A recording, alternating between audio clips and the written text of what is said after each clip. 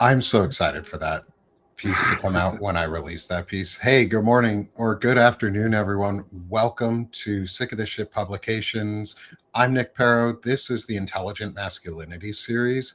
And as you start coming in on Substack, on YouTube, on TikTok, wherever you're finding us, hit that heart, smash the heart wherever you are. Help us boost in the algorithm. Get this a great audience because these are fun as hell shows. Welcome, everyone. I'm Nick Perro, not your dad. I am someone's dad. I am someone's dad because I got two kids. But hey, everyone, good afternoon. This is Intelligent Masculinity, and I'm being welcomed on by a good friend of mine who you're going to start seeing a lot more of in general because we have our Diogenes Club together every other Thursday, which you'll see us on this Thursday. Is Evan Fields from News from Underground in Lincoln Square, and I'm so excited to have you, man. I'm excited so too, excited man. to talk to you, brother. I've How are been you? having a lot of fun watching the show and everything, watching the episodes that you've done so far with Eric and Sherrod and Shane and Walter and everybody else. And I'm really excited for this, man. I've been anxiously looking at the question set and everything, trying to come up with proper and productive answers and trying to come up with definitions and stuff myself because I'm still learning what intelligent masculinity is and everything. You know what I mean? Just like I think we Yeah, all are. yeah, But I'm and excited to I be here, man. I'm excited to do this. that's awesome, and I'm so glad you are putting the effort in to think about the questions too, because everybody's coming up with their own unique individual responses, and that's kind of the point. Like, I wanted everybody to have their own unique responses because we're all individuals. Like, we each have our own approach to this. We have our own masculinity, and that's the difference between intelligent masculinity, one of the many differences between intelligent masculinity and fragile masculinity. But one of the differences is we self assess and we Mm-hmm. ask ourselves questions. And that's going to be one of the questions I actually ask Evan about today. So, for everyone, thanks for coming in so far. Hit that heart with us. And let's get into what is going on because there's a lot of shit going on in the world right now. And I want to tie it into one specific person who is not Donald Trump specifically. Um, but I want to tie it into one person who was a contributor for one of the major networks, Michael Cohen. I want to ask your opinions on it before we get into the intelligent masculinity discussion for you specifically. Also, hey, everyone in the chat. It's good to have you all here. Keep saying hi, keep smashing the heart. Join us. I'm so glad you're here. These are such fun conversations, and the response back has been incredible from folks. And the downloads for the podcast are for the written article that I did. I did it as an audio episode so it could get the podcast ratings and see what it looked like on there. This morning I woke up, it had almost 1,700 downloads, which is fucking incredible. Like, That's awesome. thank you. Thank you to everyone. But I wanted to, and I released these articles early. And I told Evan this too. Like, I have Evan and I and like Eric and Walter and some of us just talk back and forth because we have to have our own friends groups and chats too. And I told them, I was like, hey, what I was like, I gotta release these early because Michael Cohen's a piece of shit. Someone asked in the chat, where do I stand on Michael Cohen? Michael Cohen is a piece of shit. Michael Cohen is the definition in my mind of fragile masculinity and the abandonment of going towards intelligent masculinity because he claimed to have made a mea culpa. And he strove towards more intelligent masculinity on the outside, but then he abandoned it for wanting to get a pardon.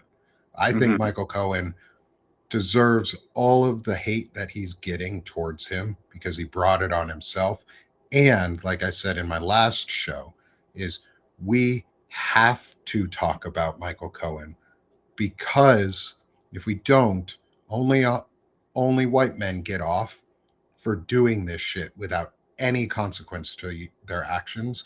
And we'll talk about that as as a definition of intelligent masculinity, because I know, Evan, you've read what my definition of masculinity, intelligent masculinity, is, and we'll talk about it when I get to that question too. But I want to know your thoughts on Michael Cohen and what's happened here, because I think it's important that we do put our foot down or make a statement on where we stand on this. Yeah, absolutely. And you made a really good point about it being like another white man that just gets away with things, especially right now with the conversation that's being centered around Don Lemon for doing the Yes. reporting in Minneapolis, and they're threatening him with jail time and everything. And we've got on the other side of you've got the white man with Michael Cohen, and he's got all this crazy shit going on, and you're not really hearing a peep about it. Mhm. One of the things that I will say is I know that there are people that I've talked to in the past. There's people that I work with. There's people that I guess I'm associated with through Lincoln Square that have, I don't know, not necessarily worked with Michael, but done interviews with him, done discussions with him, and everything like that. So I do want to say that I recognize that and everything, and I'm not sure what their perspectives on it are or anything. So I'm not speaking for anybody else at Lincoln Square or anything, but I am speaking for myself when I say that, back in 2019, 2020, that was, I believe it was a year or two. I believe that right before COVID or right after he got out of prison or jail or whatever it was. And that's kind of when he made excuse my voice, I know it's kind of shaky, but it's freezing ass cold down here in this basement right now. Get yourself a porta heater, man. Oh my goodness. No, I've got one in the other room. I just didn't bring it in here. And oh Oh, my goodness. or get a dog as a blanket. Yeah, I know, right? But he was kind of part of that whole movement. Like I don't want to say it was a giant grift or anything, but there was that resistance movement during COVID and everything where everybody saw this opportunity online. Like everybody was home.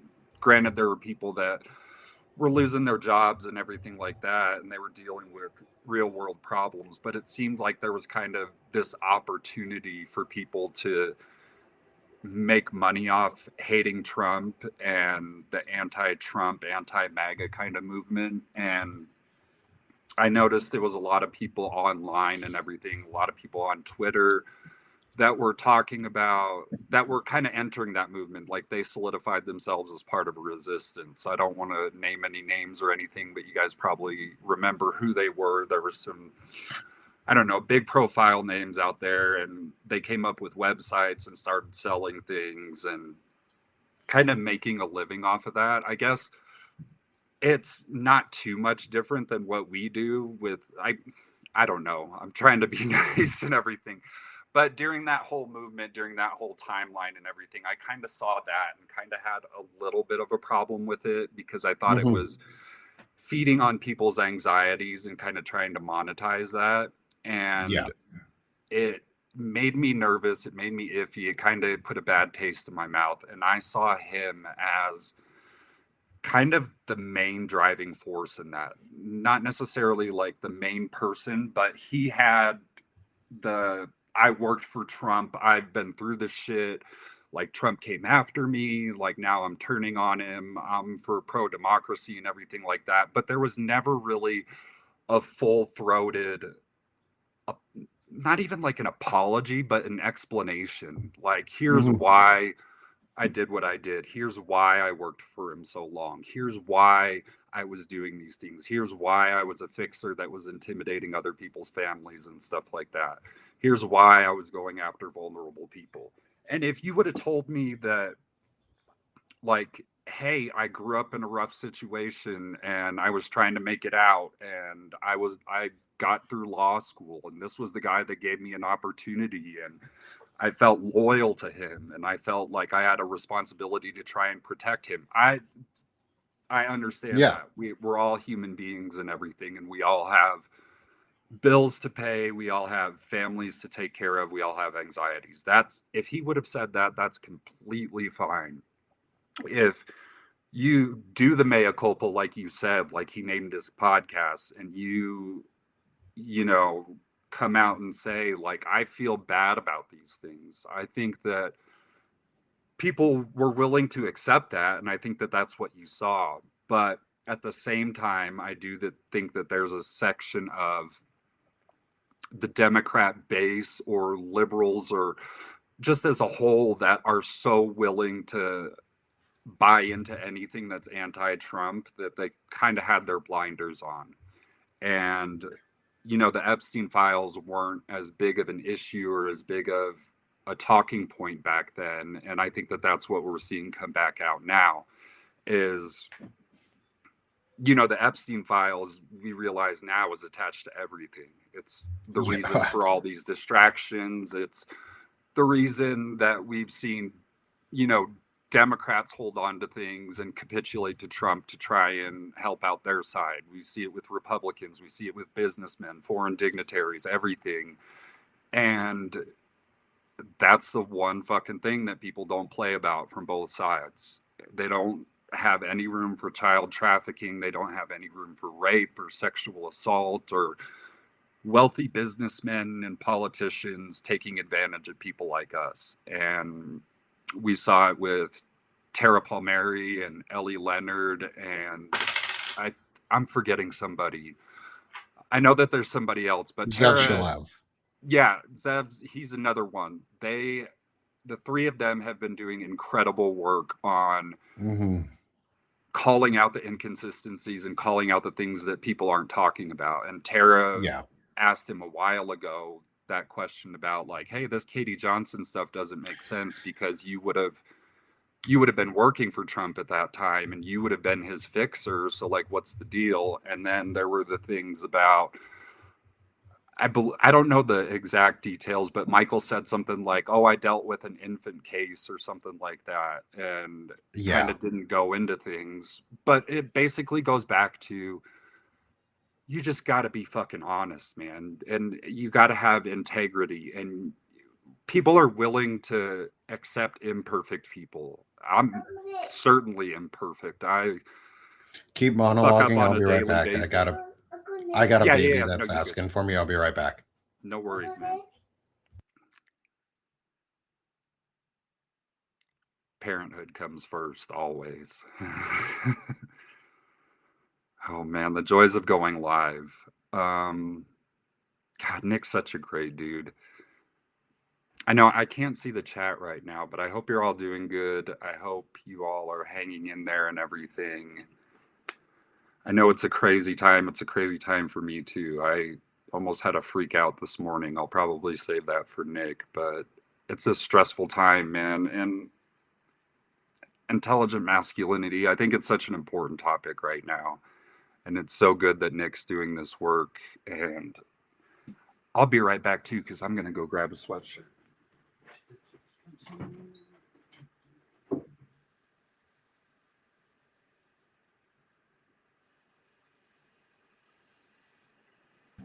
Okay, I should be back. We'll cut this a little bit in the post show. I'll actually do just a little bit of editing so that this shrinks down. We'll give Evan some time to come back to. No worries, dude. Take your time. Hey, what's up? I took the opportunity to warm up. Heck yeah, man. You should. Thanks for also monologuing a little bit there. I was listening as you were talking. Of course, man. We always, you got to take care of the kids. You know what I mean? Yeah. Hey, and when someone comes in and says, Uncle Nick, Uncle Nick goes and takes care of what needs to be done. Of course. I got to take the nieces to swimming tonight, so I feel you. Yeah, and my kids, when they need me, I'll pause the podcast and I'll look at what they're doing and say hi to them. Like, that's life. That's what we do here. We just don't put them on screen. Because, you know, I respect my kids' privacy.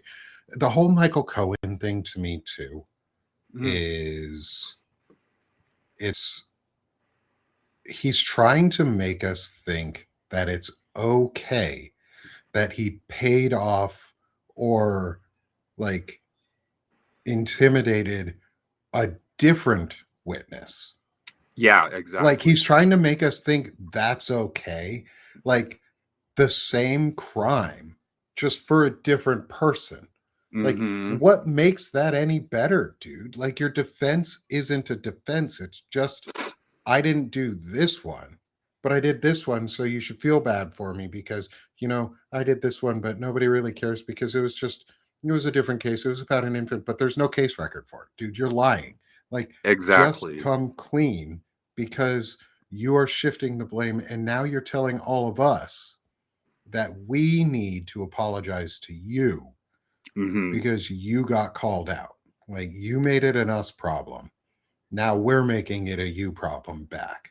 And that's what part of these discussions I hope to reveal a lot of is like, how do we stop having Michael Cohen's and instead have Evan Fields and God. Nick Barrows or Walter Rhines or Eric Lulovs or Tim Fullerton or Chris Goldsmith. And I'm going to plug Chris and Tim here real quick for the Find Out podcast. Of course. If you have not listened to their episode this morning, it's January 20th, Tuesday, January 20th. They did an interview with Stormy Daniels. Oh, yeah. Oh, my God. I haven't finished the whole interview yet. I'm going to finish listening to it this afternoon. And I'm dropping it in the chat here in Substack too. For anyone on Substack, you can go to that link after this show and listen to their interview with Stormy Daniels. I bet she had a lot to say. You will learn so much about this woman, about the canceling that has happened to her since she came forward. Did you know that Trump tried to do it again to silence her? After last year. I think it was last year. Like, she was like, I have the records. They called me to do it again, to silence me, to pay me off and sign an NDA. I was like, what the fuck? Because that's I know this isn't our intelligent masculinity interview yet, but dude, you got to listen to that episode. Just for everybody here in the audience too, you have to listen to that episode. It reveals so much. Like, her horse was shot by a member of the press as an intimidation tactic. A member of the press. Like, and she has things to back all of this up. Like, she's not just making shit up. She has all the evidence backing what she's done up and what's happened. It's so crazy. Today's episode on the Find Out podcast, I'll drop it here again in the Substack chat. I'll link it in the post show notes too, because it is that important to watch that episode. Like, watch this freaking episode. It'll change your understanding of some things. And it does go back. I mean, you can tie it to the intelligent masculinity, because it goes back to, with the Michael Cohen thing that we were talking about, it goes back to integrity and everything. And there's we know that Trump doesn't have integrity. We know that he doesn't. Yeah. But it's almost amazing to hear that, because there's no integrity from anybody else around the system, because that's the very thing. Didn't he get charged for that? Or they were thinking about charging That's him? the only case that they got against him, was the Stormy Daniels case. But it was only about the payoff. Like, she wasn't even really needed in that case. It was how they paid her off. She has so much more that she's like, I don't understand how, not slighting E. Jean Carroll in any way. She was like, but I don't understand how she's gotten so much money out of all of this for a lesser offense. And I've lost, and Stormy's lost a ton of money. She's basically canceled on the internet. She's canceled in her industry. She's canceled everywhere. Like, the whole internet canceled her. Like, that takes a coordinated effort of money and energy, because people are like, oh, you can't cancel someone on the internet. Yeah, you can. The internet is just data stored in servers. Like, that shit can be erased. They have the money to do it, and they will do it. And like, it's just they're hiding behind these flimsy excuses and these false masculinity and this charade of what it means to be a man. So maybe let's get into it Yeah. on what it means to be a man, because although all of this is really important and it builds into our conversation, it builds into what it means to be what it looks like to not be a real man, like Donald Trump, JD Vance, Michael Cohen, Michael Wolff. Those aren't images of what men can or should be. Don Lemon, he's a good image for a lot of men to look up to. He has a lot Think of so too. integrity. I would lump Don Lemon happily into the category of an intelligent masculine man. Hmm. And he is being demonized. And so we're going to get into in our thoughts, and mostly in Evan's thoughts here, what it means to be that intelligent masculine man. And so I know, Evan, you've been listening to all the shows. I see you in the chats when you're here. Again, hey, everyone, welcome. Thank you for being here. This is the heart of the interview. We're just getting started. We're going to have some fun questions, and we're going to have just a good conversation about Evan and his growth and what he's gone through in life. And it'll go unexpected ways like it has in all the other conversations. So, bringing that together, let's talk about intelligent masculinity, starting with our first question. Yep, put him on the spot, as Evan says. As our friend Dr. Eric Lulove says, our good buddy is we're going to put Evan on the spot for a minute, Oh and man. he's going to have some fun. I'm going to make sure you have some fun because you know I will. So let's get into it. So, for our first question, this is going to be a two-parter most likely because it has been for pretty much everyone, and we don't have a time constraint at the moment. And so, we're going to go into whatever detail Evan wants to. Who has been one of the most influential male figures in your life and why? This can be for either positive or negative reasons. That's the hanger right there. Is that's what I've been thinking about. Like what since you sent me the questions is like, does it have to be positive? Is it somebody that's been a negative role model and like I've learned from that? And who's it going to be? Is it going to be an athlete? And I've got like a Kobe Bryant memorial tattoo on my arm. And he was like the first person I thought of. I was like, that was like God to me growing up in Southern California and being a sports player and everything and the whole Mamba mentality. And he was just like the pinnacle of like when I played sports and everything, it was a big deal. He was just he just had it together and he had this unbelievable mindset that was just so focused on a simple goal and would do anything and go pay any price to accomplish that. And that's the easy answer. That's the sort of motivational answer and everything. I've always And who, had, interrupting huh? for a second, who doesn't throw things into the trash and go, Kobe? Exactly. Like that's what if Everybody it's does far it. away, Kobe. And I Hmm. wasn't a Lakers fan. I'm a Celtics fan. Oh, Like you I grew son up of in a Vermont bitch. You and I bastard. followed the Celtics forever. Like I still love that you. is my team. That is the team that I care about of all the sports is the All right, Celtics. we've got a new rivalry brewing Hell yeah, we between me do. and you. But yeah, but I've always had e- inside with sports too that like my dad fits into that. He's fit into my whole life. He was my coach all the way growing up, and me and him have had a complicated relationship, as I'm sure a lot of fathers and sons do. My dad and I are especially unique and especially like different in our own ways. Like we're very, very similar in how I guess how our lives have gone. So not to get too far into the weeds, I would have to say it's my dad, for both good and bad. Me and him have had a lot of fights, arguments, butted heads throughout the years. We've had the teenage years were bad and everything.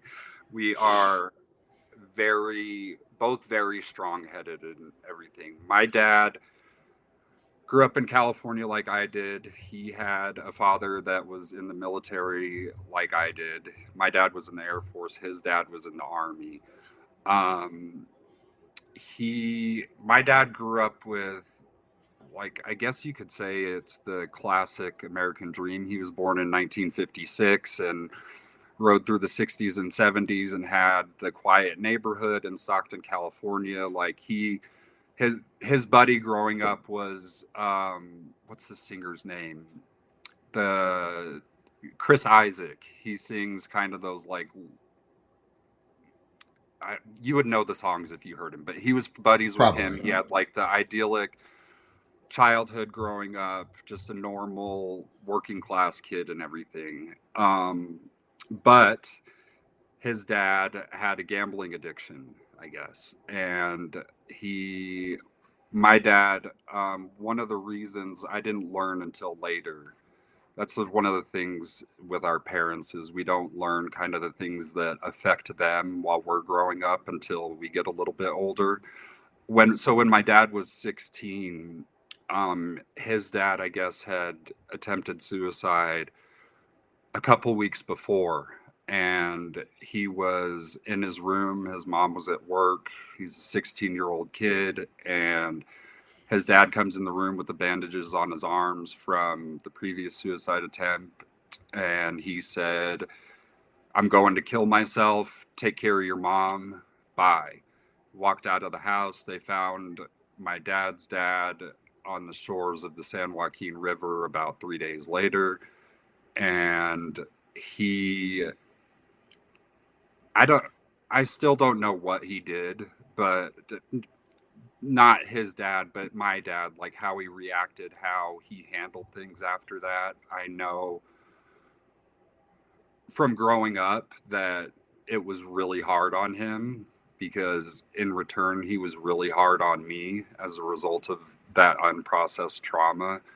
And to put it in perspective, like even when I was in the Army now, and I'm sure you can recognize it too, Nick, that mental health care in the military is kind of, now it's better, but it was a kind of like a taboo thing. Even kind of when we were in, it was, oh, you didn't get blown up or anything. Oh, you didn't deploy. Like, you don't need to go to behavioral health. Like, that's for those guys.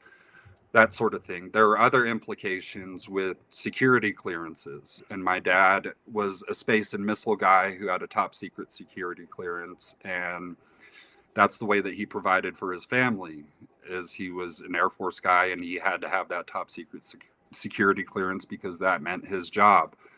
And he never got help for his problems. My mom begged him and pleaded, and me and him would have blow up fights, and he would get hyper vigilant, and everything was an existential crisis and the end of the world. And, you know, there was, I guess now it could be considered abuse. We didn't look at it that way when we were kids or anything. He was always present. He like I said, he coached my little league teams. I knew that he loved me, but that's a confusing thing when you're a little boy and your dad flips out when he comes home, or he's in a bad mood after work and you don't understand why. And you don't understand why you have a grandpa. And these things aren't really talked about, and they're not really discussed. And I've learned all this now, but like I said, it is a confusing thing when you're growing up, and it's a sad thing, and it causes trauma, and it causes strife, and it causes unclear boundaries and unclear lines with your parents. And that's why I say it's complicated with my dad, because I had a really tough childhood. I can't lie about that. I can't say that it was easy. I felt like, so this is still going into it, but like with the baseball please thing, do whatever you're comfortable with, man. I was very, very, very talented at baseball. I was a left-handed pitcher and I threw really hard, and you could tell from an early age that, like, holy shit, this kid has something, that sort of thing. And Lefties unite, brother.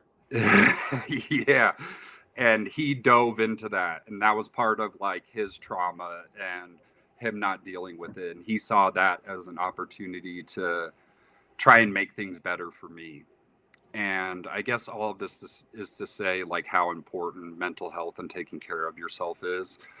But I always looked up to him, and he was always like the superhero to me, but it was that like two sides thing. It was a relationship that I didn't really learn how to process until I went to therapy myself.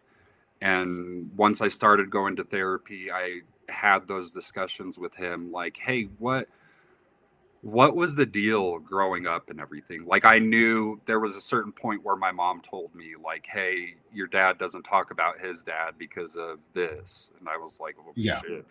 And you kind of just leave it alone.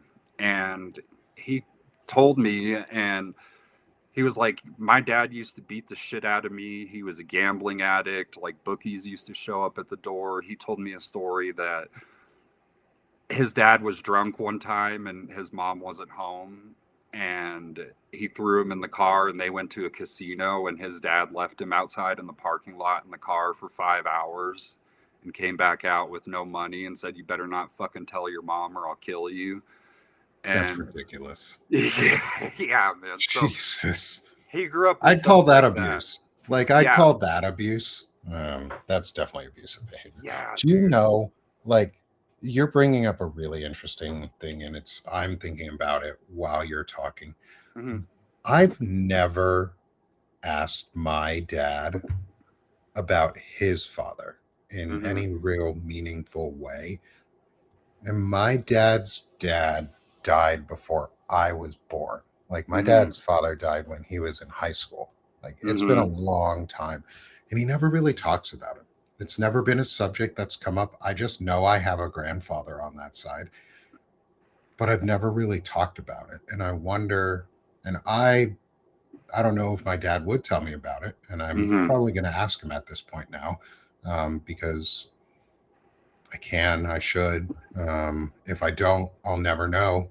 Um, Hmm. and like, it's interesting. It's so interesting to hear your story about this because I can see how it might reflect in my own story in different ways too. Hmm. Um, and that's like, I didn't even think about that. Like, I never even think about like, oh, like, what was my dad's father like when he was a kid?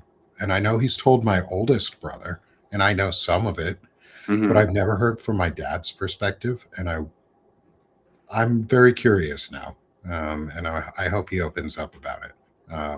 And so you've opened up my ability to ask my dad some questions too.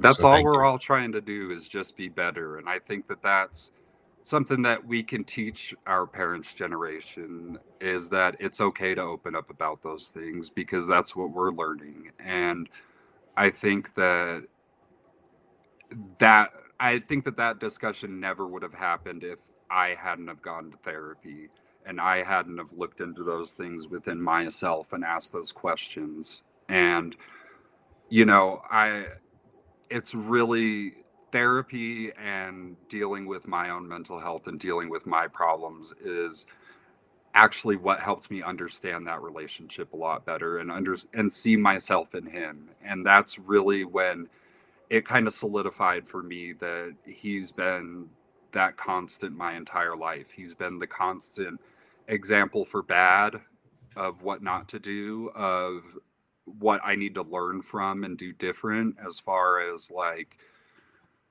isolating from people or being quick to judge or being quick to anger or being quick to let trauma win over. I think that that's a big thing that I've learned from him.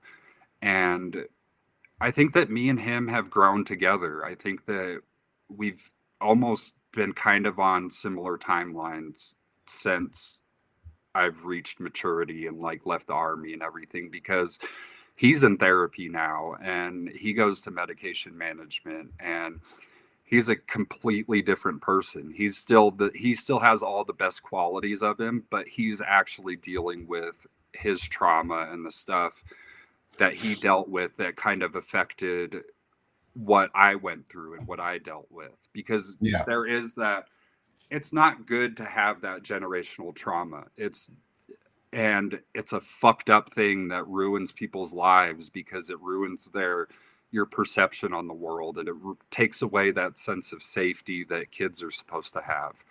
And it kind of puts you into this fight or flight survival mode that you shouldn't have to be in and that you're going to operate in for the rest of your life.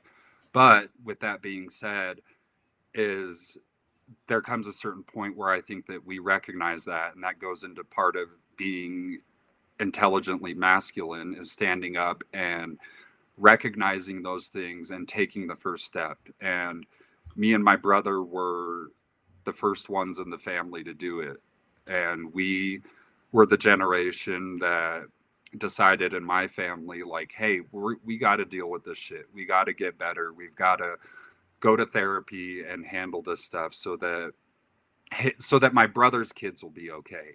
And you see that, and it's like they tell you that at some point shit has to change, and you don't take the time to think about it. But I'm really proud of me and my brother for actually doing that. Maybe we didn't consciously do it, but we were consciously taking care of ourselves and showed other people in our family that it's okay and you can do it. So it's definitely my dad, for both the good and bad. I've learned amazing things from him, and I think that his core character, who he is, a protector, a family man, a hardworking person with integrity. And I look at him because I see myself in him. I see a flawed human being that makes mistakes and gets angry and does things that he regrets, but still at his core, he loves his family and loves the people around him and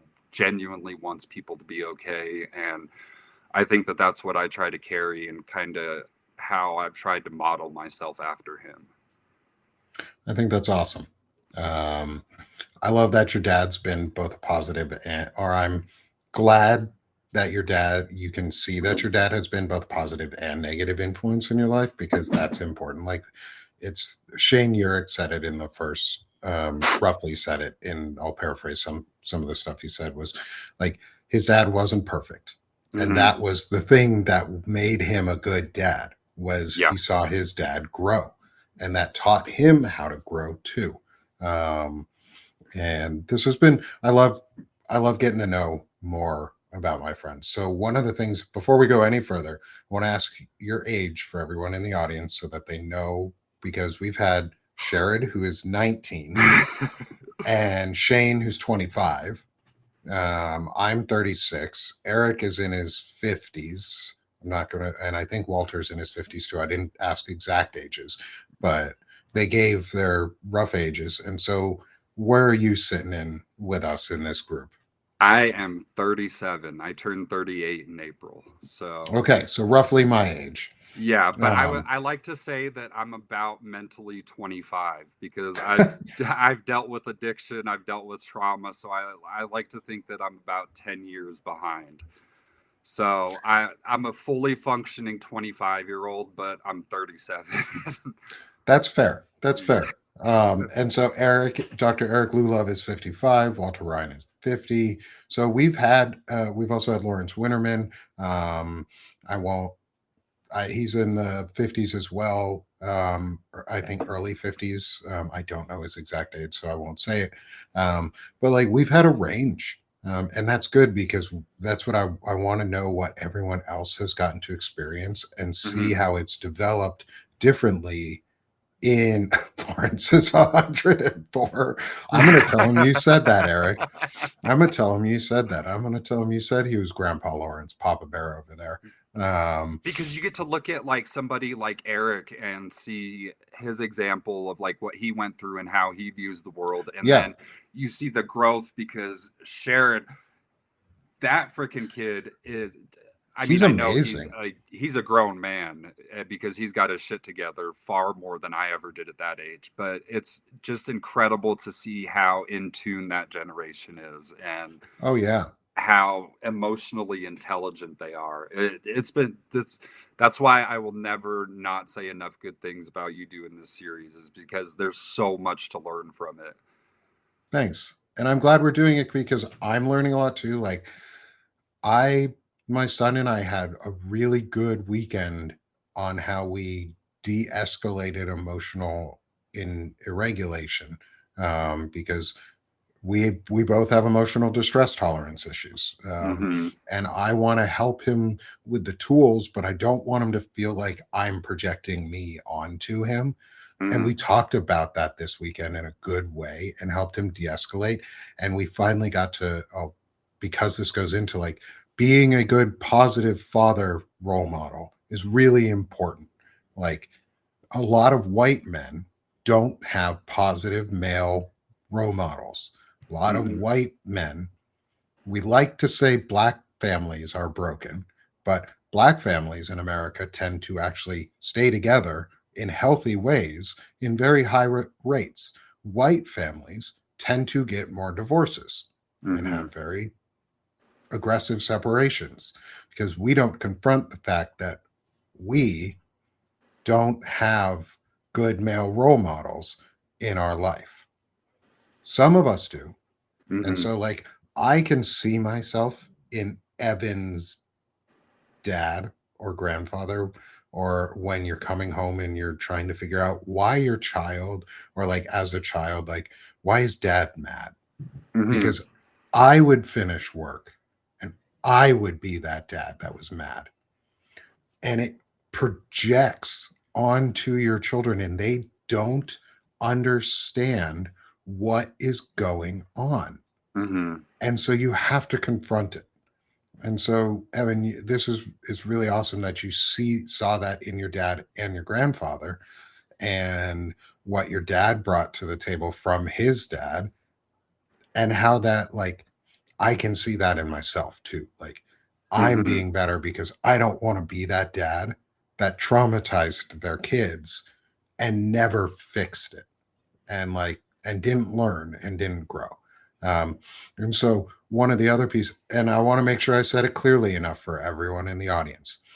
White men have problems with male role models. White families tend to divorce at higher rates than other groups. And when they do divorce, it tends to be more aggressive and angry because white men are the problem right now. We cause the issue because we don't confront our own masculinity and our own errors. Um, and so white men need better father figures. So go be a father figure or an uncle figure that people can rely on, or just Mm-hmm. a male figure that people they can rely on. Like look up, make yourself into somebody that somebody would look up to. That your daughter, that your son or daughter, or niece or nephew, or grandchild, make yourself so that you're somebody you would look up to. And it sounds like even without doing it, Evan's dad did that. Evan is modeling that. It took him time to get here. Took me time to get here. Took Eric time. Took Walter time. Took Sherrod a lot less time. Like holy Yeah. fuck, man. Took took Shane a lot less time, and we're all still working on it. Mm-hmm. Took Lawrence his time to get there. We're all working on it. One of the things too that I found is that this is going to be a long conversation. I'm excited. Yeah. Is we've also had other influences in our life that aren't male that are really important. And Mm-hmm. so the second part of our first question is, who is the most influential female figure in your life? My mom, hands down. It's not even close. She is, and I feel like shit saying this because I just had an argument with her this morning. I'm staying with my parents right now because I'm going through a divorce because I am a white man that's not perfect. And Yeah, but you're admitting it. You're admitting like you're yeah, trying to grow from what is happening? And And that's we the thing that's talked to all we you do. right away after it, like to help Mm-hmm. you go through it and make sure you weren't turning into that toxic white man who is trying to be a fucking shitbag. Like, it's so easy to do for Yeah, white men, and because we get exactly. away with it. And that's why I love my mom. That's why she's the most important, is because she's the one that never lets me get away with it. It's like a perfect example of the divorce. It's I would have fights with my wife.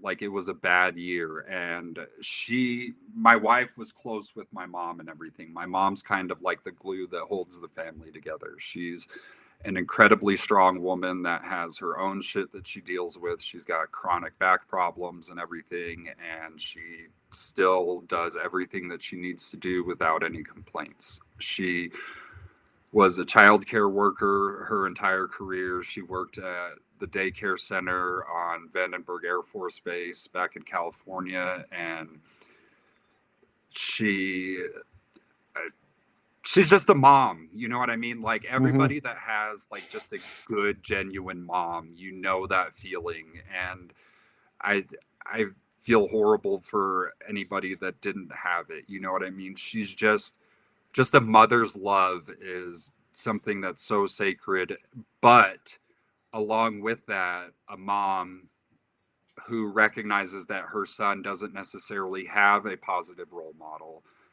which my dad wasn't all the time, and my mom recognized that. And there were moments where I thought that they were going to get divorced and stuff, but they stuck it out, and she made it work, and she believed in him and fought through it and wanted us to have like a stable family and everything. But my mom was always the one that wasn't going to take shit.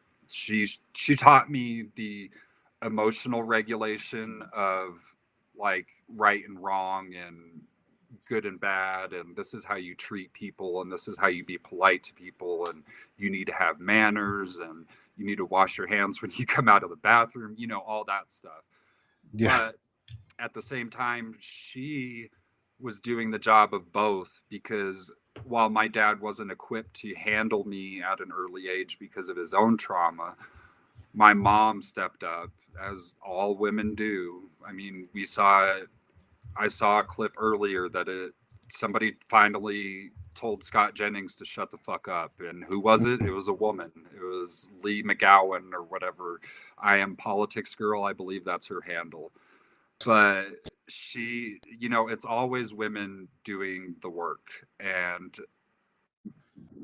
my mom wasn't any different. And like I said, I feel bad because I get frustrated, and I'm a guy and I say stupid shit. And I got frustrated this morning because she accidentally gave my dog an extra diabetes shot, which wasn't a big deal. I mean, kind of, but it wasn't. I made a mountain out of a molehill. That's what, you know.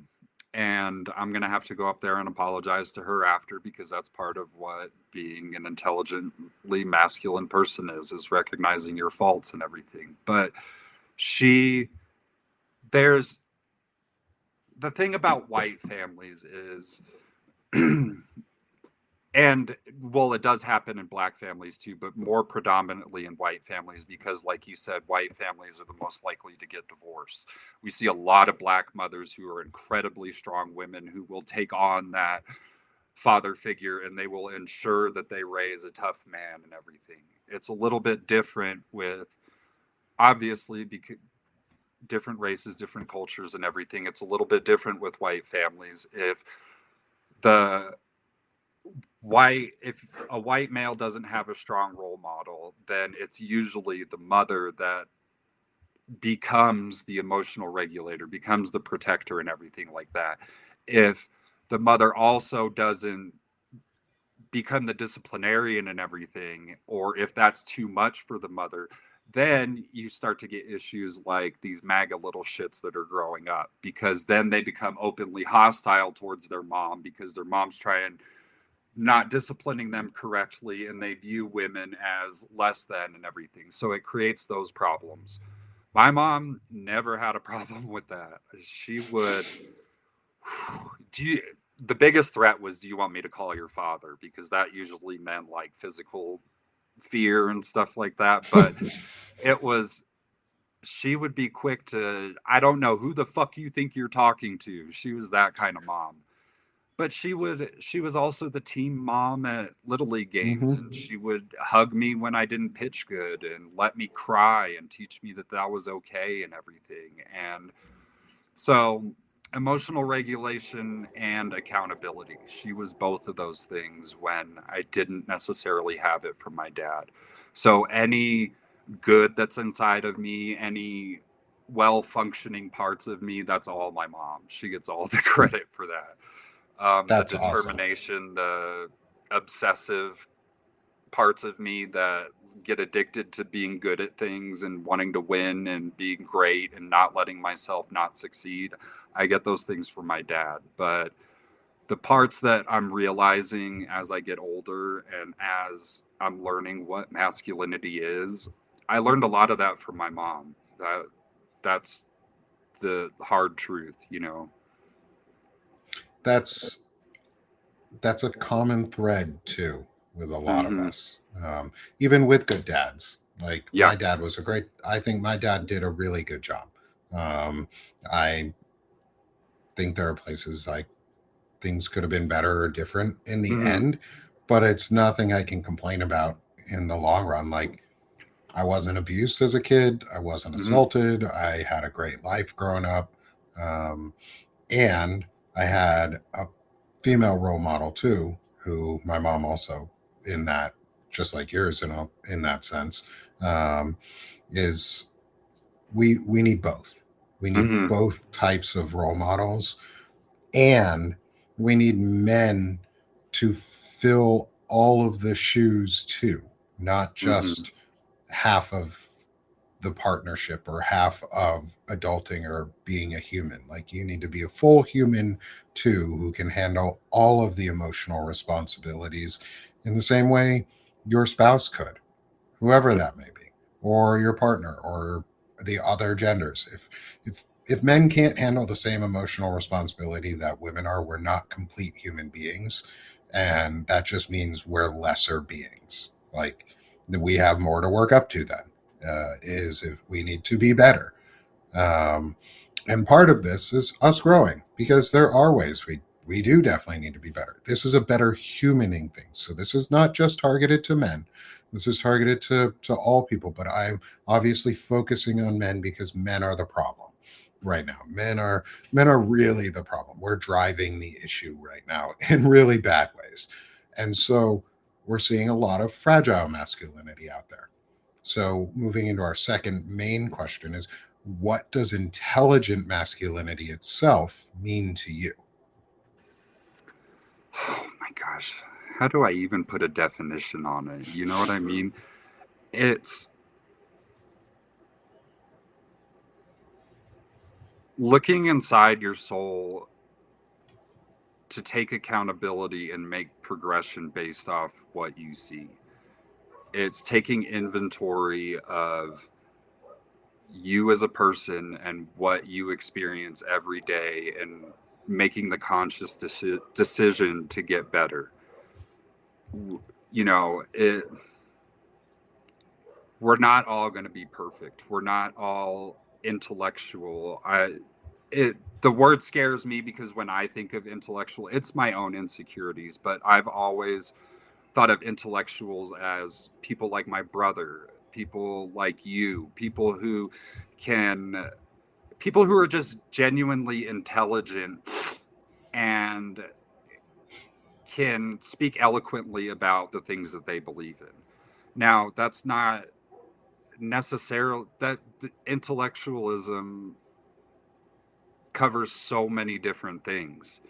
And I learned through going back to school that I just learn in a different way. I just put things out in a different way. My thoughts and words just process at a different speed. It's why I'm better at writing. That doesn't mean that I'm any less intellectual or intelligent than anybody else. It's just a different kind of intelligence.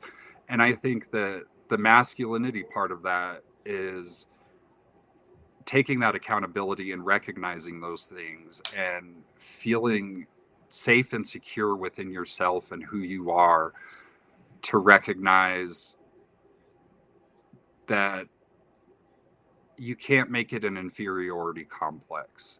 You have to do the work on you, and you have to look inside yourself and see how you can make yourself better. What things are you doing on a daily basis to ensure that you're becoming a better person? Yeah, you did the shitty thing, but what are you going to learn? What are you going to put inside your toolbox that's going to ensure that you don't do that shitty thing next time? You know what I mean? Being intelligently masculine is just standing up and doing the right thing when you know it's the right thing to do. It's easy to be lazy, and it's easy to, and laziness is hateful, and laziness is ignorance and stuff like that. So it's taking the hard road even when you don't want to. I think that I think that's a great definition. It also, to be it goes in with a lot with all the themes of what's happened before in our conversations, what I've noticed around intelligent masculinity too. And Evan already knows my thesis on what intelligent masculinity, or the definition of it, would be, which is the refusal to outsource accountability onto others and the discipline to live with the consequences of your values and actions. And Evan explained that. Like what Evan you were just talking about, man, was that is the idea of its consequences themselves are neutral in the beginning. They become good or bad consequences depending on what your actions bring about and what your values bring about, and how you take on those consequences, either with guilt or without, is what helps define, are you going to be an intelligently masculine male?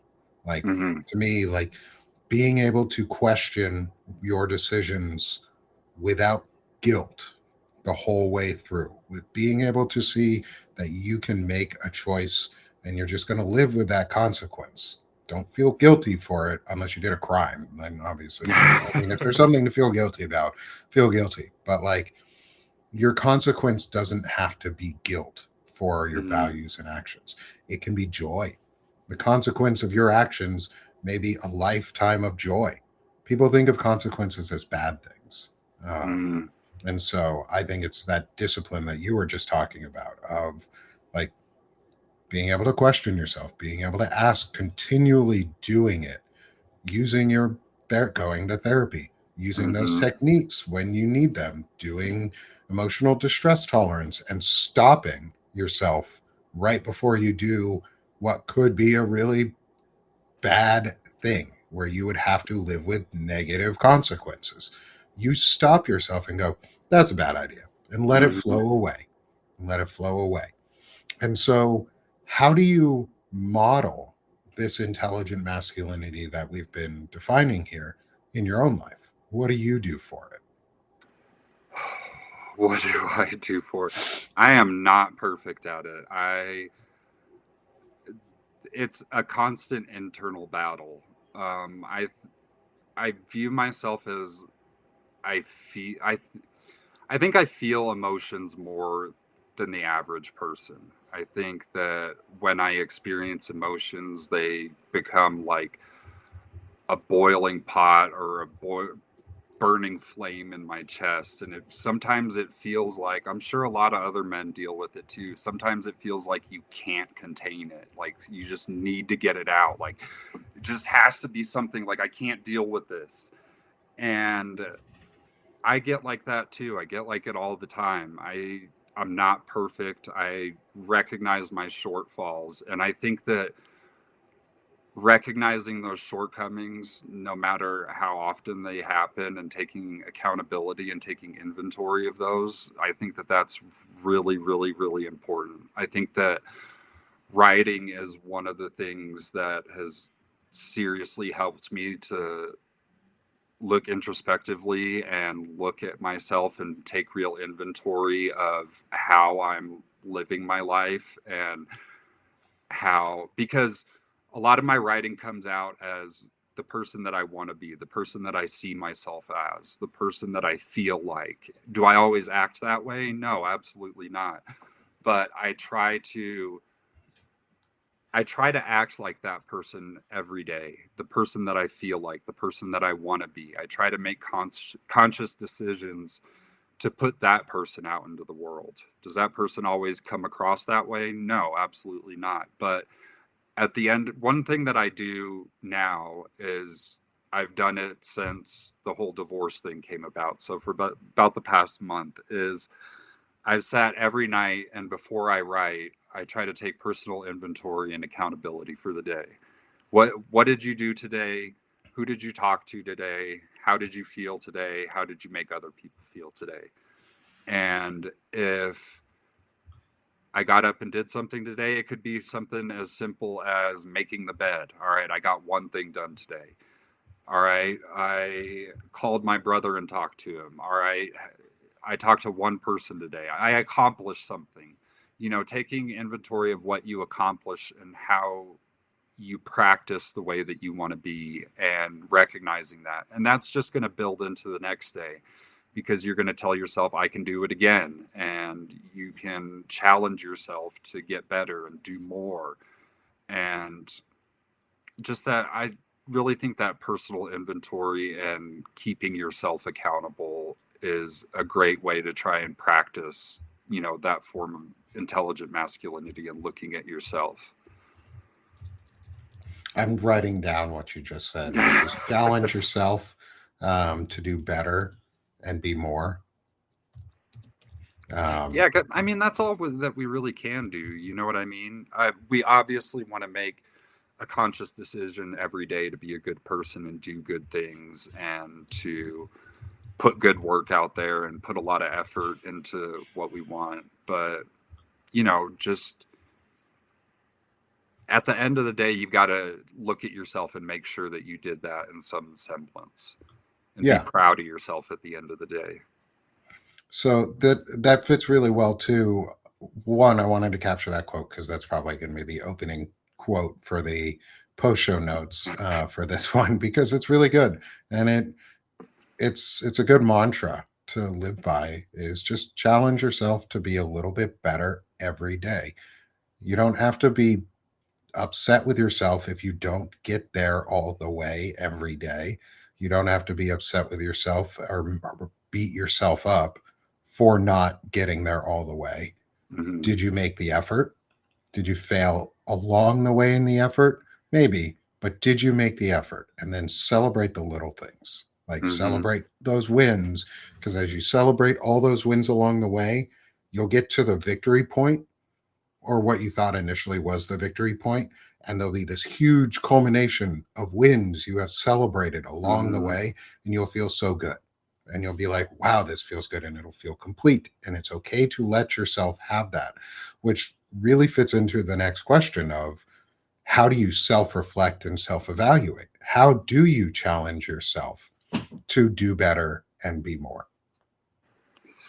Oh man, more so than you've talked, because you've talked really well already a lot about this, is that self-inventory that you do.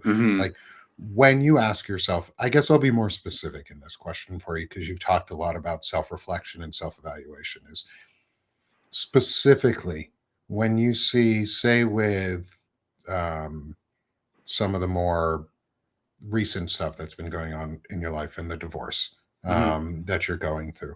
How do you challenge yourself right now, every day, to do better and be a little more, be more than you were?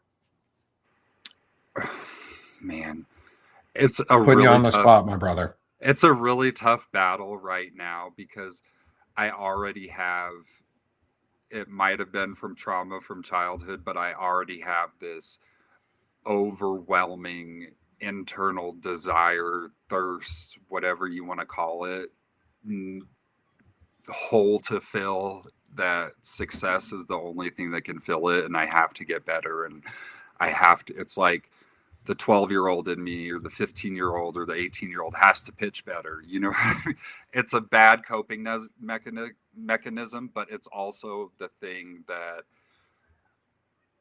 has gotten me to the point where I am and the reason that I have any success or anything like that. But to so I don't ever have a problem with wanting more or pushing myself for more. What I try to do is self-reflect and make sure that those things are doing for other people too, because that's what's making me feel, I don't know if that goes into the question, but that's what's making me feel better lately, and that's what's giving me more fulfillment and more out of my work and more personal success is, you know, looking at what I'm putting out there and how it's helping other people.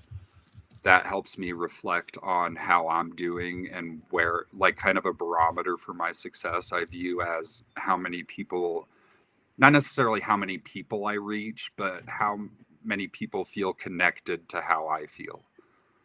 When I Yeah. put writing out there and I found that the more honest I am, the more emotionally intelligent I am, the more I talk about the things that are affecting me, the more that I talk about my faults and the things that I've done wrong, that people respond to that and people can learn from that. And people just want somebody else to say it. They want to know that somebody else is in the shit with them.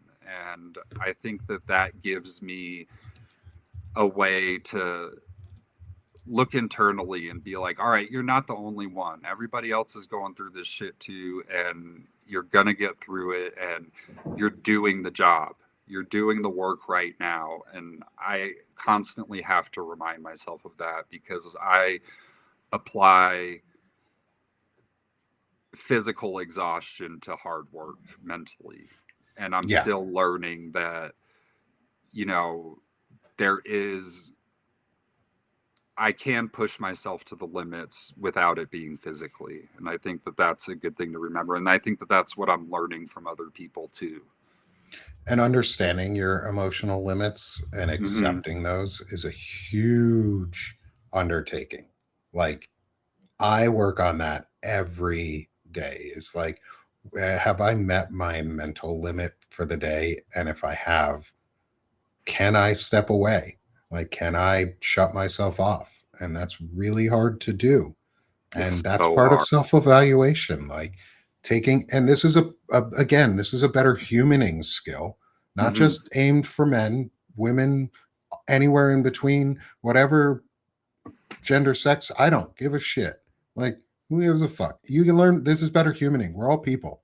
Like, I want everyone to learn from this experience of, like, just reflect a little, Mm-hmm. just give yourself a little bit on the inside of self love and say, I'm worth reflecting on and growing. I'm worth the effort. I'm worth, say, when you say it to yourself, is use those I statements, is I'm worth it. And this is a place, like, there's so much other news going on right now in the world. There are some really big things going on in the world.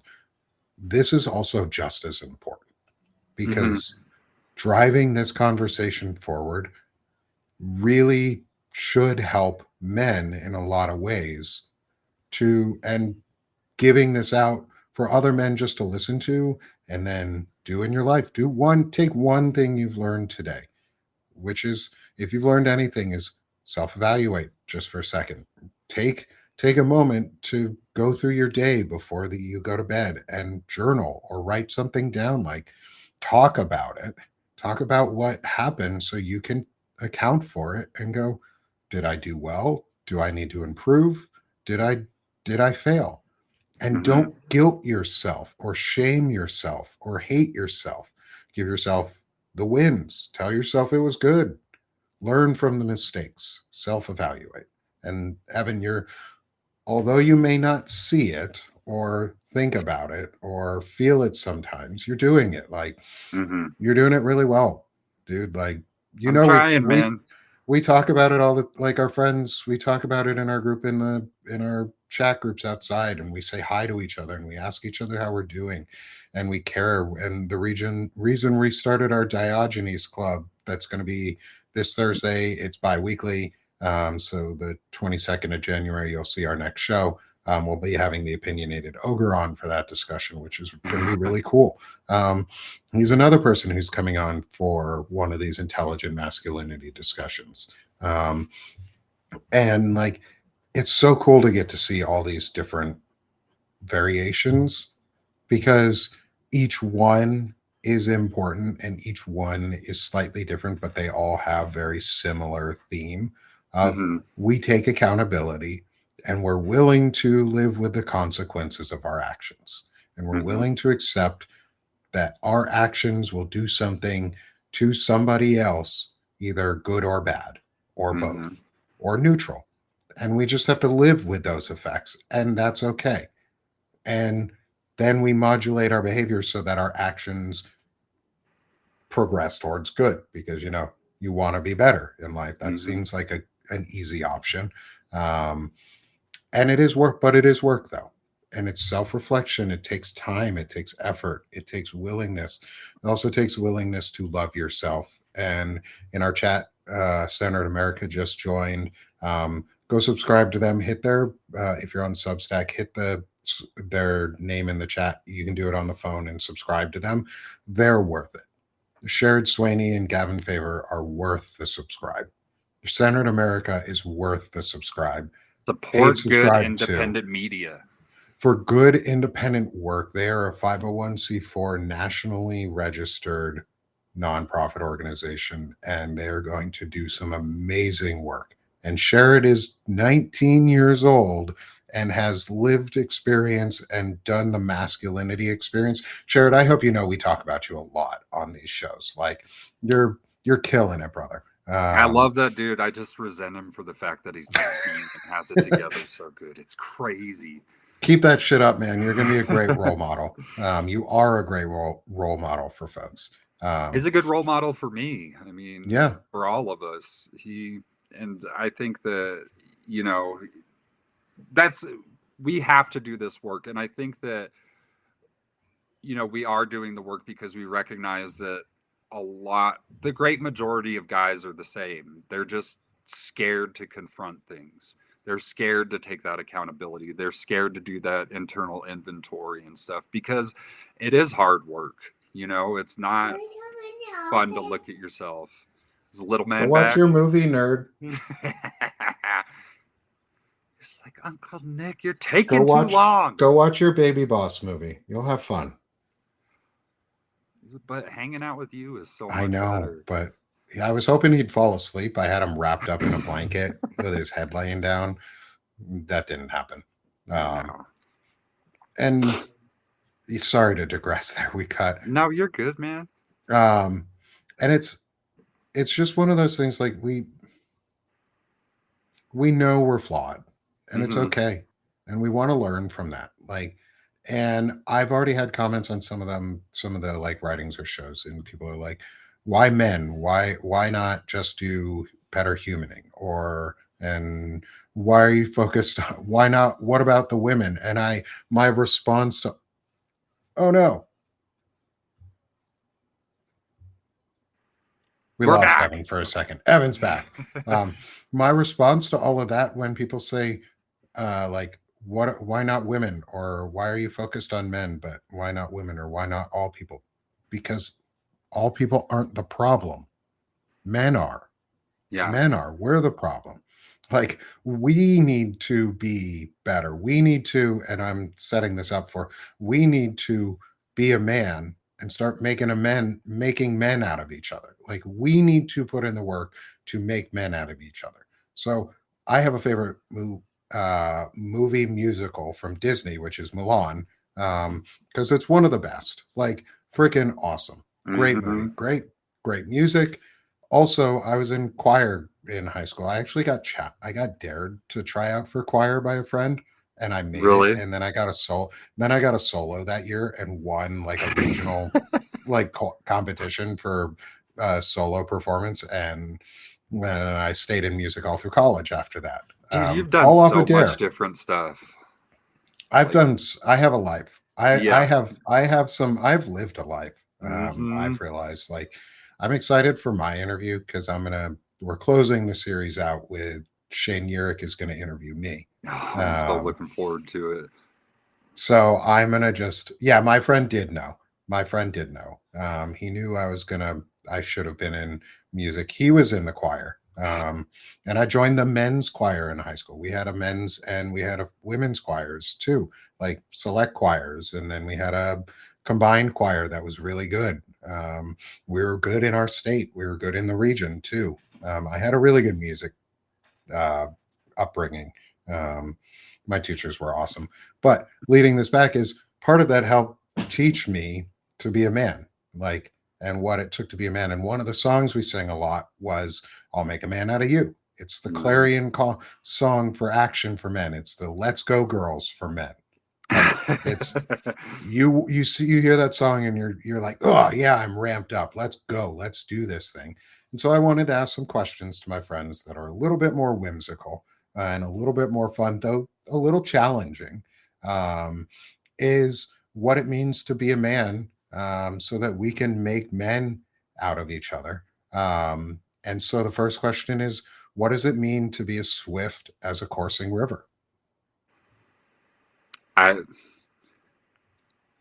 doing what you say you're going to do when you do it. You know, it's having integrity. It's the old army answer that it's the first thing that pops to mind is, you know, when you say you're going to do something, you do it. And you fuck, I just had it in my head. Where was I going to go with this? I just had it. It was an army analogy and everything. Doing God, what those you army analogies. Yeah, I know. Doing what you say you're gonna do, doing just having integrity, man. Just being a man and doing what you say you're gonna do when you do it. Showing up when you're supposed to, working hard for people, taking accountability. Yeah. And I think, and there's no wrong answer to these questions. That's the fun part. I know I'm gonna Um, think of it like once you're we going to think of finish, it and I'm as I gonna get to the text you. end. I'm And like, if you this was want to go it. back, if you want to go back to while I get to the next question, you're welcome to. Like, this is your interview. Like, I'm happy to just let you return back to Eric did it on me. And I think Walter did too. All Um, right. being called out in the chat right now, because apparently I promised I would sing the day that DJT leaves office. Oh, And is it I today? was Did he I don't die? know if he hasn't, not that I've heard, but I haven't been following the news closely.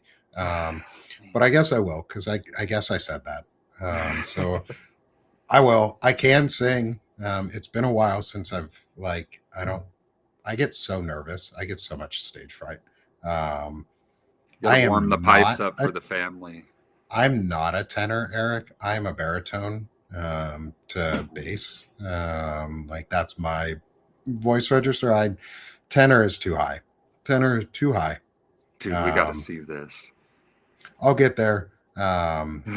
I do have a song. I'll relearn a Rafe Vaughan Williams song. He's an American composer from like early America, Mhm. and it's a really good song. Um, Yeah, man. I'm looking and that's a forward to it. That'll be baritone. That's a awesome. baritone range.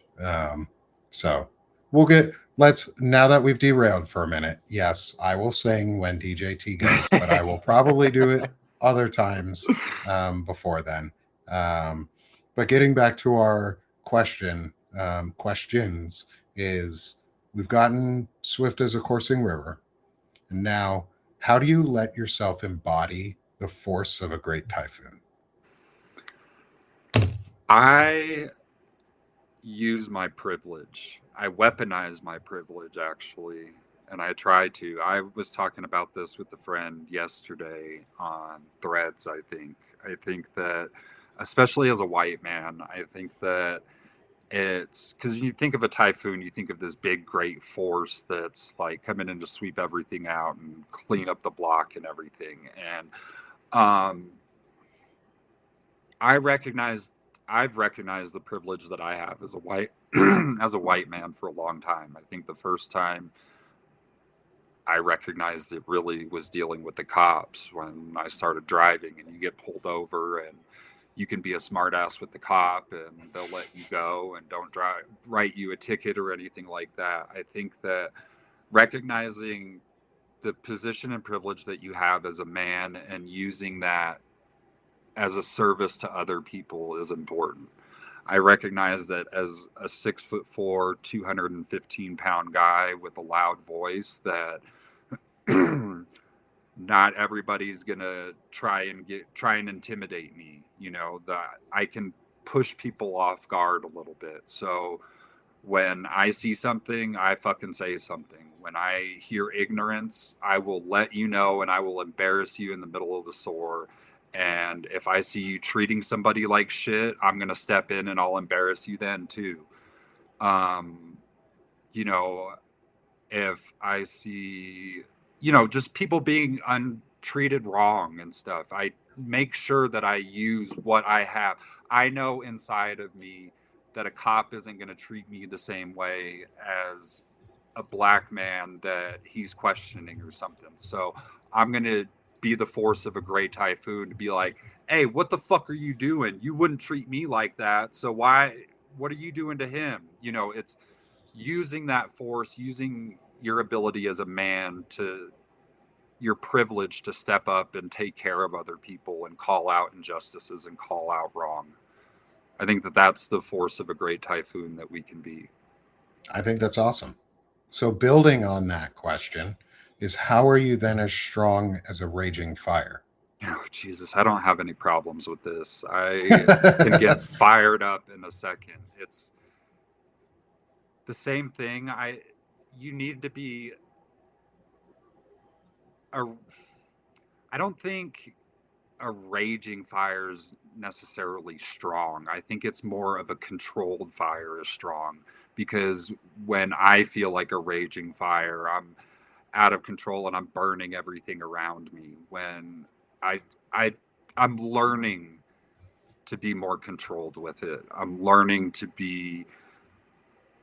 recognize the fire inside of me and use that as a force to drive for good. I'm using the learning to use my internal fire in a good way and stick up for other people and not just use it as a protection for myself and my own shortcomings, because that's a lot of it. What it's been historically is a lot of us as men, our quick reactions, our quick to anger is usually our own insecurities or our own flaws or our own lack of perspective, so controlling that and using that to drive you in the right direction and a way that helps other people. I think that's a controlled raging fire is the thing that I'm looking for.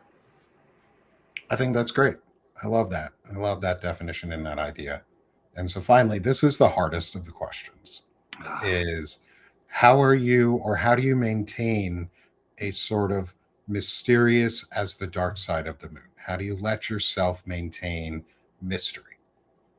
My writing, I think that that's my one thing that I hold on to, where I've always kind of been like a sports guy. I've always kind of been just a regular dude.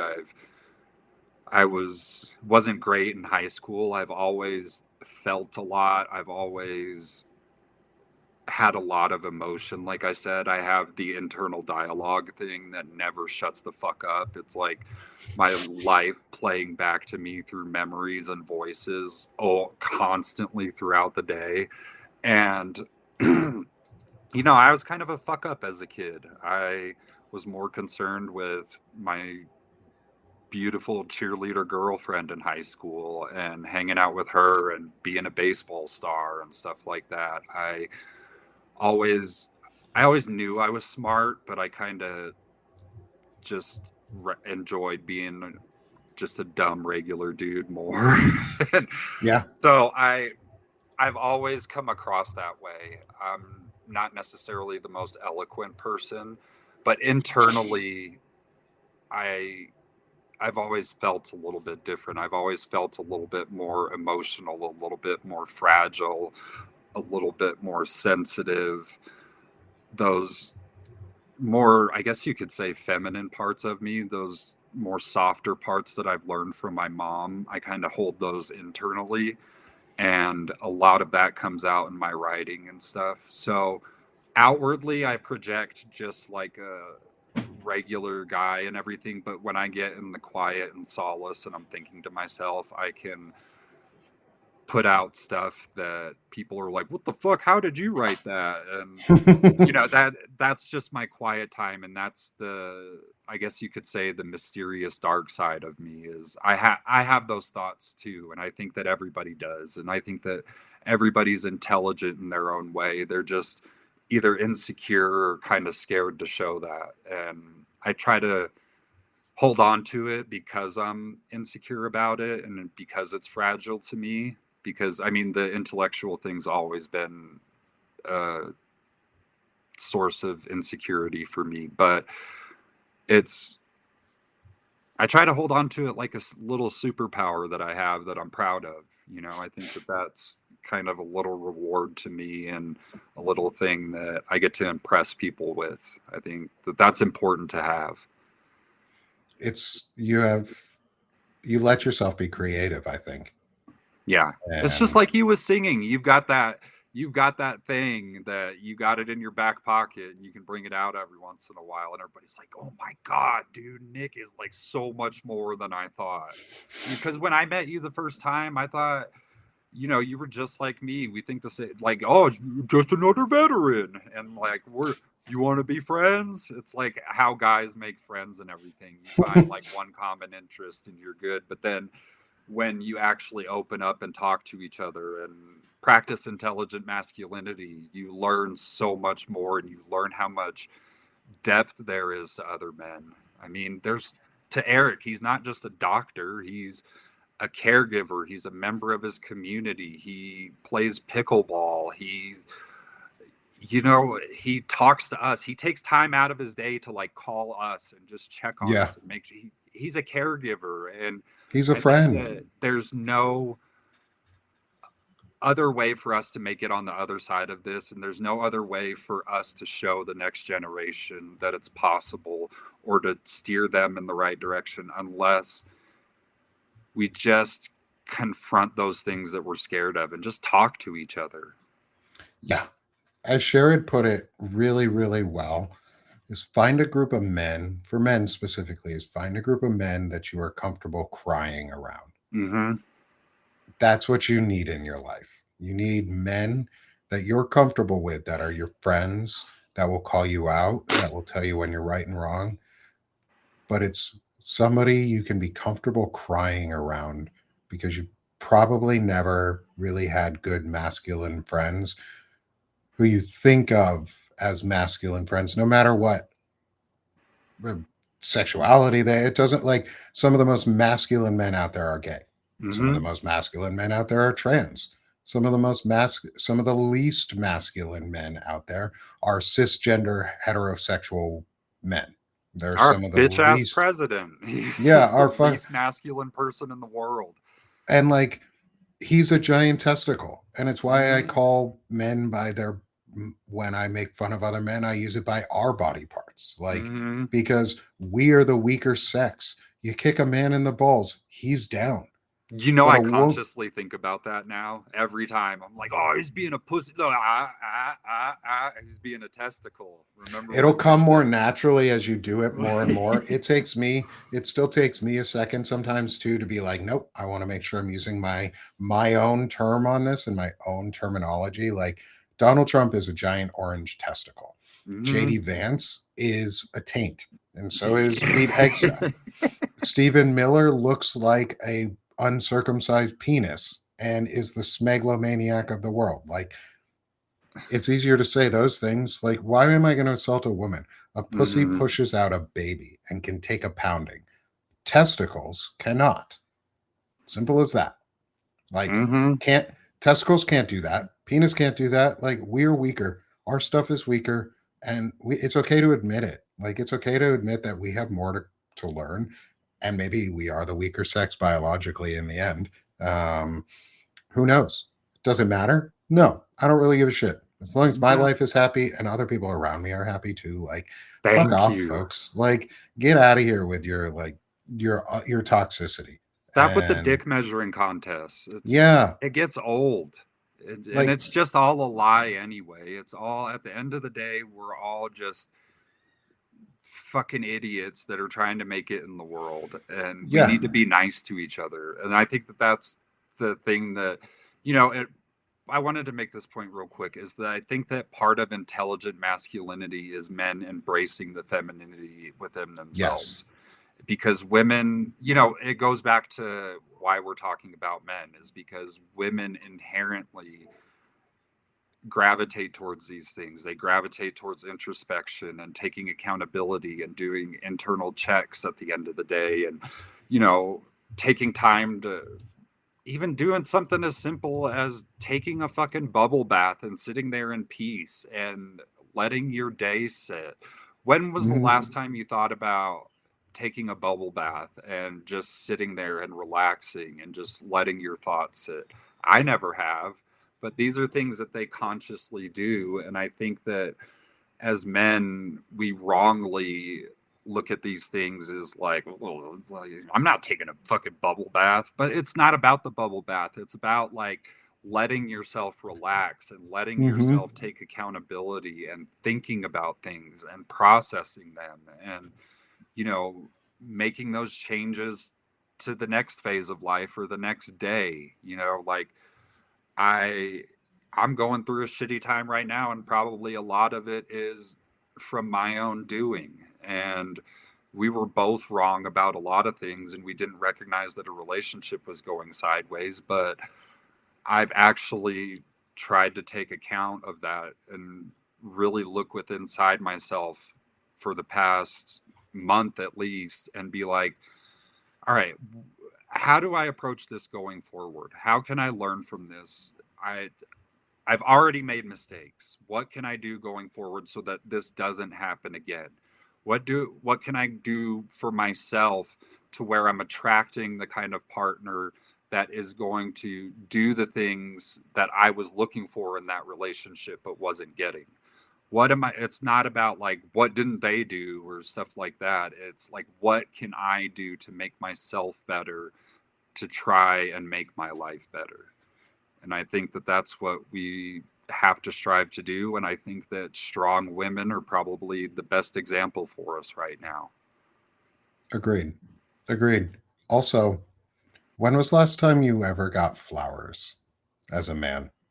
Most men in their life have never received flowers from anyone, from their spouse, from a parent, for anything. I do. I get flowers. My wife buys me flowers. She loves getting me flowers because it makes me happy. I like flowers. My Um, high school girlfriend gave me flowers one time, I think. how She if was, if you were to think back on that, what do you remember that making you feel like? If you can think of it, as we just to close out our show on this idea of like give friends flowers, it is just, how do you think that made you feel? it made me happy. It was just like she thought of me, and it was like a cute gesture, but it was like above and beyond because it crossed those gender boundaries. You know what I mean? And God, that girl was fucking. She was just beyond her years, like emotionally intelligent and stuff. And I was dealing with shit back then, and she tried to get me to go to therapy and everything. But just women, they have it. It's why I look at it as like I'm 10 years behind. They just Hmm. see it clearer and they see it ahead of us. And that's why we can learn from them. Is they I don't know if it, I mean, I'm sure they biologically and mentally and their brain matures faster than we do and everything, because they're required to reproduce life and care for life and everything. So they have a lot more to worry about than we do. But we've got to get over the mental block of viewing that as like some weakness because it's a strength, and Yeah. we have to learn from it. And if I only would have fucking listened to her when I was 18, If I only, wouldn't be man. 10 years behind. But I'm doing the work now, and I'm trying to get through it and just be the best person I can. And I think that, you know, looking at ourselves and doing therapy and trying to be good to others and being intelligently masculine, that's all we can do, man. Yeah, And I it think that is. you're a leading example of that. And because Thanks, man. this is, and you're becoming an expert on the topic. Genuinely hope, I genuinely hope I will do anything that I can to, we've got to figure out a way for somebody in the mainstream media to pick up this idea, the topic, make a documentary out of it. I don't know anything, but what you've tapped into is, I don't think that you realize the public service that you're doing and how much it matters. And it not only to the people that get to tell their stories, like me and Eric and Walter and Shane and Sherrod and everybody, but there's going to be people at home that are watching this that are going to see this on YouTube or whatever, and they're going to go, holy shit, like, I can fucking do it. And I think it's going to be a lot more people than you think it will be. And you're an amazing human being, Nick. I cannot say enough about you. And if you're in the chat and you're not subscribed to Nick, I will personally hunt you down and give you a whooping, because this is the hardest working man on Substack, I promise you. I appreciate that. I think there are some harder working. At, that said, I will not downplay any of what you just said. Thank you. Thank you so much. I really appreciate that. Of course. And I hope some of the larger publications do pick up some of this and even start their own series. But I'd love if they would be interested in supporting this series, like in helping this series grow and reposting and restacking this series, because that's something we like. I've been trying to talk about on like the Banner and Backbone side, and how we work together and how it's a collective over, it's a community over competition. And how do we get larger publications to notice us and actually get this work out there for everyone to hear? And so one of those ways I do that is, even though I'm a smaller publication, I think a lot of you know me because you're here all the time. You've gotten to know me over the past months, and I appreciate all the trust you put in me. Is I get to also give back to my friends with my growing community, is how they can support you, and how we can get your publication growing, and how we can get your word out. Because my work started, I got this idea because Evan put out an article on scholar warrior mentality. And I was like, I fucking love this. Love it. And he tagged me in it. And I felt really good when he tagged me in it.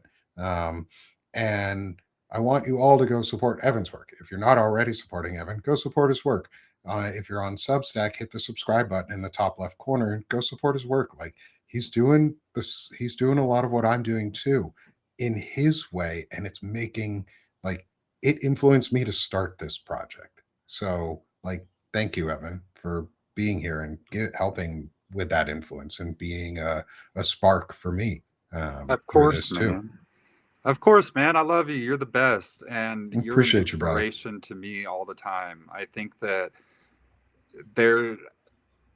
one of the things that I think people worry about, and one thing that I will say is, free subscribers help incredibly. So even if you're just a free subscriber, it's $5 a month if you want to go paid, or $50 for the year. But free subscribers just boost the algorithm, and not only that, but just boost the things that we're trying to talk about, and kind of creeps into the more mainstream parts of things where we can get some more recognition. And I think that one of the things that I've realized with meeting you and meeting Shane and meeting Sherrod and Eric and Walter and everybody else is that there's room for everybody. There's room for everybody on Substack, because there's all kinds of different perspectives and collaborations, and you can get a piece of everything. And it's such a beautiful thing, and it's so much better than the watered down independent, or not independent, but the mainstream media and those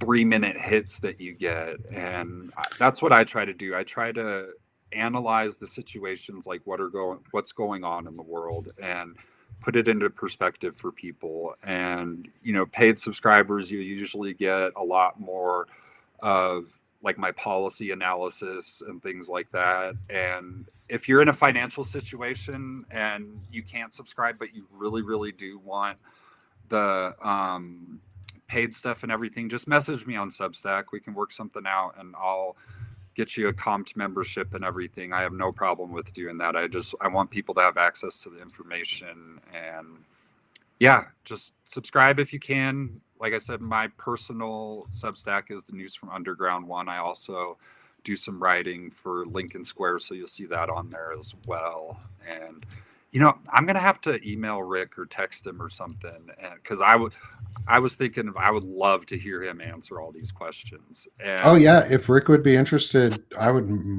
most definitely like to have him on the show. If we could just like continue this and like keep growing and growing and growing and get like bigger and bigger people and stuff. That's my goal. Like, I've got Qasim Rashid at the end of in February. I've got Bobby Jones is coming on here soon, Tim Fullerton, Chris Goldsmith. Like, I've got a really great lineup, and I want to keep it going. Like, I've booked out pretty much till the end of February, but I want to keep it going in perpetuity on like a weekly schedule, something where people actually come in. Because go join Evan. This is all go join Evan right now. Like, become a subscriber with Evan, because he is part of this new manosphere. Like, imagine seeing Evan, Walter, Eric, and I on for an hour every day or every week with 1 million viewers, live viewers. Who the fuck needs Joe Rogan at that point? Who the fuck needs Joe Rogan? Not just me, but then there's 4 or 5 or 6 or 10 or 20 other similar but very different podcasts and groups, and we are replacing the manosphere. That's all it takes. We just need to get the stuff out there for these bigger voices, and once they see it, they're gonna love it. They want this, and so even with like, you only write a little bit for Lincoln Square, that's a huge thing. Like, I don't write for Lincoln Square. That's fucking awesome, man. Like, congratulations, dude. Like, that's a really big deal, dude. Like, and you learned and you write really well. Like, you deserve what you get, brother. You deserve the recognition from Lincoln Square to be a part of the publication. Like, you've put in the effort. So great work. Don't put yourself down either. I question myself all the time in that imposter syndrome. So all of this to say is, go fucking support Evan. And then if you have anything left over, come support me here at Civic Edition Publications, so I can keep this growing, so I can grab the attention of folks like Lincoln Square or Find Out Podcasts or Blue Ant Media or others who want to pick up the articles and the stories that go along with this, maybe, and maybe want to pick up the show or participate in the show or help me get it bigger, because we need a big audience. I like the live, because then y'all get to participate with me and chat with us, and that's more fun. And imagine if we had 2,000 people on Substack, 2,000 people on Twitch, 2,000 people on YouTube. Like, we could do that in a couple months.